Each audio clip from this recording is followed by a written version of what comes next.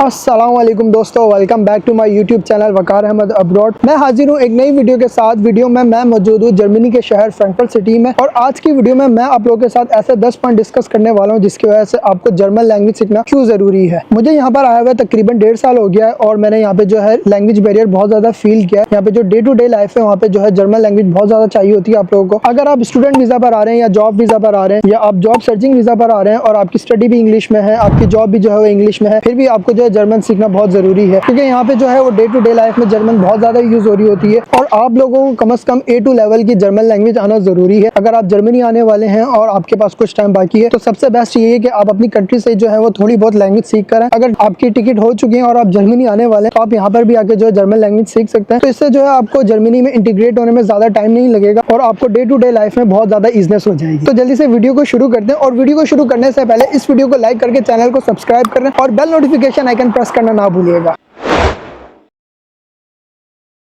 Travel and transportation. Germany में आपको travelling करते हुए जर्मन लैंग्वेज की जो है बहुत ज़्यादा ज़रूरत पड़ने वाली है, क्योंकि जब भी आप जर्मनी में ट्रैवलिंग कर रहे होते हैं आपको जर्मन ज़बान बहुत हेल्प करती है। लेट्स सपोज आप अपने हॉस्टल से यूनिवर्सिटी जा रहे हैं और आपने जो है बस में जाना है और ट्राम में जाना है, तो आपको जो है बस का नंबर पता होना चाहिए, जो ट्राम है वो किस प्लेटफॉर्म पर आ रही है उसकी सारी डिटेल जो है वो जर्मन में होती है। आपको सारी चीज़ें जो है वो पता होनी चाहिए। और लेट्स सपोज आप मानहाइम से फ्रैंकफर्ट सिटी ट्रैवल कर रहे हैं ट्रेन के जरिए, तो आपको पता होना चाहिए कि कौन सी ट्रेन किस प्लेटफॉर्म पर आ रही है। इधर जो है मेन जो रेलवे स्टेशन होते हैं उसका ऑफ कह रहे होते हैं, और जो प्लेटफॉर्म के लिए वर्ड यूज होता है वो ग्लैश यूज हो रहा होता है। तो लेट्स सपोज आपकी जो ट्रेन है वो प्लेटफॉर्म नंबर 3 पर आ रही है, लेकिन अनाउंसमेंट हुई है कि अब जो ट्रेन है टेक्निकल वजूहात की बिना पर वो 5 पर आ रही है, प्लेटफॉर्म नंबर 5 पर आ रही है, 7 पर आ रही है, लेकिन आपको अनाउंसमेंट समझ में नहीं आई क्योंकि वो जर्मन में थी। आप प्लेटफॉर्म नंबर 3 पर खड़े रहे और वो प्लेटफॉर्म नंबर 7 पर आकर चली भी गई है, तो आपका जो है ऐसे टाइम भी ज़ाया हो जाता है। एक दफ़ा मेरे साथ भी ऐसा हुआ, मैं मानहाइम से जो है फ्रैंकफर्ट सिटी के लिए ट्रैवल कर रहा था, तो रास्ते में जो है एक अनाउंसमेंट हुई और थोड़ी देर बाद जो है वो ट्रेन रुक गई। अनाउंसमेंट जो वो जर्मन में थी और मैं नया जर्मनी में आया था, अनाउंसमेंट मुझे समझ में नहीं आई, और जैसे ट्रेन स्टेशन पर रुकी सारे लोग जो है वो ट्रेन से उतर गए और जो ट्रेन की नेक्स्ट कोच होती है, जो नेक्स्ट डब्बा होता है, सारे उसमें जाके बैठ गए, लेकिन मैं जो उसी डब्बे में बैठा रहा। इतनी देर में जो है वो टीटी आया, जो टिकट चेक करने वाला था, वो आया, उसने मुझे कहा कि ट्रेन यहाँ पे ये खत्म हो गई, इसका जो ये बॉक्स है यहाँ पे हमने सेपरेट कर दिया, आपने अगर फ्रैंकफर्ट जाना है तो आपको जो नेक्स्ट बॉक्स में जाना होगा इधर से उतरना होगा। वो तो मेरी किस्मत अच्छी थी जो है वो टीटी आ गया, नहीं तो मैं वहीं पर बैठा रहता और मेरा जो सफ़र है वो ख़राब हो जाता। तो आपको रोज़मर्रा की ट्रैवल एंड ट्रांसपोर्टेशन के लिए जो है वो जर्मन आना बहुत ज़रूरी है। Day to day communication. Germany में मोस्टली जो है वो जर्मन बोली जा रही होती है, लेकिन यहाँ पे जितने भी बड़े शहर हैं वहाँ पे इंग्लिश भी चल जाती है, लेकिन उसके बावजूद भी जो आपको जर्मन आना बहुत ज़रूरी है। लेट्स सपोज आप शॉपिंग करने जा रहे हैं, ग्रोसरी करने जा रहे हैं, और आप ग्रोसरी करने जाते हैं तो आपको चीज़ों के नाम पता होने चाहिए, जो रोज़मर्रा की जो चीज़ें होती हैं उनके आपके नाम आने चाहिए। लेट्स सपोज चीनी को क्या कहते हैं, या आटे को क्या कहते हैं, या दूध को क्या कहते हैं। और जब बिल पे करते हैं तो आपको पता होना चाहिए कि आपने आपकी करेंसी से जो है पेमेंट करनी है या अपने कार्ड से पेमेंट करनी है, और आपने रिटर्न पैसे कितने लेने हैं, ये सारी चीज़ आपको पता होनी चाहिए। और इसके अलावा जब आपकी इनवॉइस बनकर आती है आपको इनवॉइस पढ़नी होती है। समटाइम ऐसा होता है, गलती नहीं होती है, लेकिन समटाइम ऐसा होता है जो आपने चीज़ ली होती है उसकी जो क्वांटिटी है वो ज़्यादा हो जाती है। आपने किसी चीज़ की क्वांटिटी 2 ली है, लेकिन उधर इनवॉइस में जो है वो 3 लिखे हुए आ रहे हैं, तो आपका जो है बिल ज़्यादा बन जाता है। तो आपको वो उनसे डीलिंग करना आना चाहिए कि मैंने ये चीज़ नहीं ली है तो इसको लेस कर दें। तो इसके लिए आपको जर्मन आना बहुत ज़रूरी है। Educational benefits. अगर आप जर्मनी में अपनी हायर स्टडीज़ के लिए आ रहे हैं, मास्टर करने के लिए आ रहे हैं, और आपको लैंग्वेज भी आती है तो आपके लिए बहुत ज़्यादा ईजनेस हो जाती है और आपके लिए जो है बहुत ज़्यादा फील्ड्स हैं यहाँ पे। जर्मनी में मोस्टली स्टडीज़ जो है वो इंग्लिश में होती हैं, लेकिन कुछ इनकी स्टडीज़ ऐसी हैं जो कि सिर्फ जर्मन ज़बान में होती हैं। अगर आपको लैंग्वेज आती है तो आप दूसरे कोर्सेज में भी जो है ईजिली इनरोल हो सकते हैं, और उन कोर्सेज की कोई फीस वगैरह भी नहीं होती है। तो अगर आप लैंग्वेज सीख कर आते हैं तो आपके पास जो है बहुत ज़्यादा ऑप्शन है। Children and family support. अगर आप जर्मनी में अपनी फैमिली के साथ आने वाले हैं तो जर्मन ज़बान आपके लिए बहुत ज़्यादा इंपॉर्टेंट है, क्योंकि बच्चों की जितनी भी स्कूलिंग होती है, स्कूल के जितने भी मामलात होते हैं, स्कूल की एक्टिविटीज़ हो गई या स्कूल में कोई डे परफॉर्म किया जा रहा है, कोई सेलिब्रेशन हो रही है, तो सारी चीज़ें जो है जर्मन में होती हैं। तो आपको बच्चों की एक्टिविटीज़ समझने के लिए, स्कूलिंग वगैरह समझने के लिए जर्मन ज़बान सीखना बहुत ज़रूरी है। Nature exploration. जर्मनी के जितने भी बड़े शहर होते हैं वहाँ पे कहीं कहीं तो इंग्लिश बोली जा रही होती है, लेकिन इनके जितने छोटे शहर होते हैं, गांव वगैरह हो गए, वहाँ पे प्योर जर्मन रह रहे होते हैं, तो वहाँ पे इतनी इंग्लिश नहीं चलती है। तो उसके लिए आपको जर्मन सीखनी पड़ेगी, क्योंकि ऐसा पॉसिबल है आप अपनी फैमिली के साथ आ रहे होते हैं तो आपको बड़े शहरों में, बड़ी जगहों पे जो है ईजिली जो रिहाइश है वो नहीं मिलती है, तो आपको फिर छोटे शहरों की तरफ मूव करना होता है या गाँव की तरफ जाना होता है। वहाँ पे किराया भी कम होता है और गाँव वगैरह में आपको नेचुरली जो चीज़ें होती हैं वो एक्सप्लोर करने का ईजिली मौका मिल जाता है। उधर के जो लोकल्स होते हैं वो किस तरह चीज़ें बना रहे होते हैं, तो आप जो नेचुरल इन्वायरमेंट होता है, जो सीनरीज होते हैं, जो लैंडस्केप्स होते हैं, वो आपको इजीली वहाँ पे मिल जाते हैं और आप उनको एंजॉय भी कर सकते हैं।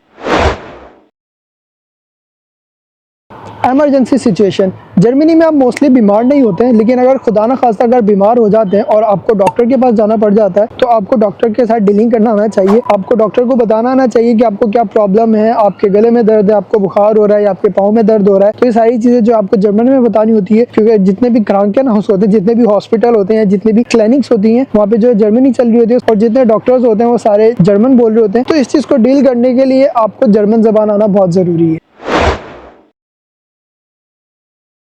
B alert from scammers.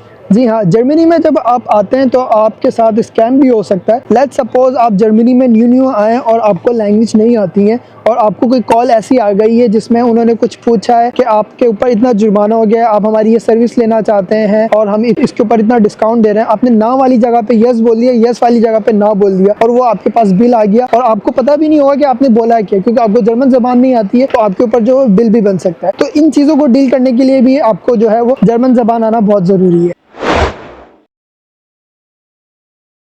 Government and paper work, Germany में जितना भी पेपर वर्क होता है, जितने भी डॉक्यूमेंटेशन वगैरह होती है, वो सारी प्योर जर्मन में हो रही होती है। आपको जो है हर चीज़ जर्मन में डील करनी होती है। लेट्स सपोज आपके पास कोई लेटर आता है घर पे, क्रांकेन हाउस की तरफ से आता है, हॉस्पिटल की तरफ से आता है, आपकी कंपनी की तरफ से आता है, आपकी यूनिवर्सिटी की तरफ से आता है, वो टोटली जर्मन ज़बान में होता है और आपको जो उसका रिप्लाई भी, जो रिस्पॉन्स करना होता है, वो भी आपने जर्मन ज़बान में करना होता है। तो इसके लिए भी आपको जो है जर्मन ज़बान आना बहुत ज़रूरी है।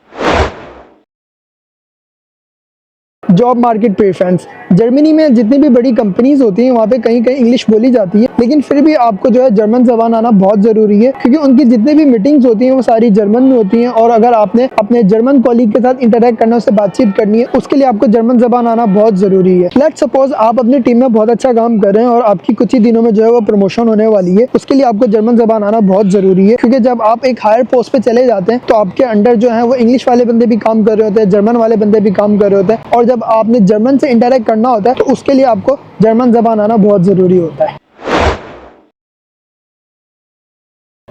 Timing and instructions, let's suppose आप जर्मनी पहुंच चुके हैं और अपनी डेली लाइफ को यहाँ पे इंजॉय कर रहे हैं और आपने किसी शॉप जाना है, तो आपको यहाँ पे जितनी भी स्ट्रीट्स होती हैं उनके नंबर पता होने चाहिए, उनके नाम पता होना चाहिए, ताकि आपकी जो ट्रैवलिंग है, आपकी जो वॉकिंग है वो ईजिली हो जाए, आप यहाँ पे खो ना जाए। आप गूगल मैप यूज़ कर सकते हैं, लेकिन गूगल मैप के अंदर भी जो नाम वगैरह है, जो नंबर वगैरह है, वो सारे जर्मन में होते हैं और यहाँ पे जितने भी शॉप्स वगैरह होते हैं आपको उनकी टाइमिंग्स पढ़ना आना चाहिए। कौन सी शॉप जो है वो कितने बजे खुलेगी, कितने बजे बंद होगी, किस दिन खुली हुई है, किस दिन बंद है, डेज के नेम्स होगा, किस दिन वो खुल रही है, किस दिन बंद है, ये सारी चीज़ें आपको पता होनी चाहिए। सारी चीज़ें जो है वो जर्मन ज़बान में होती हैं और इसके अलावा जितनी इंस्ट्रक्शंस होती हैं वो सारी जर्मन ज़बान में होती हैं। आप कहीं पे जा रहे हैं, उधर किसी चीज़ के बारे में कोई इंस्ट्रक्शन लिखी होती है, वो सारी जर्मन ज़बान में होती है, तो उसके लिए भी आपको जर्मन ज़बान आना बहुत ज़रूरी है।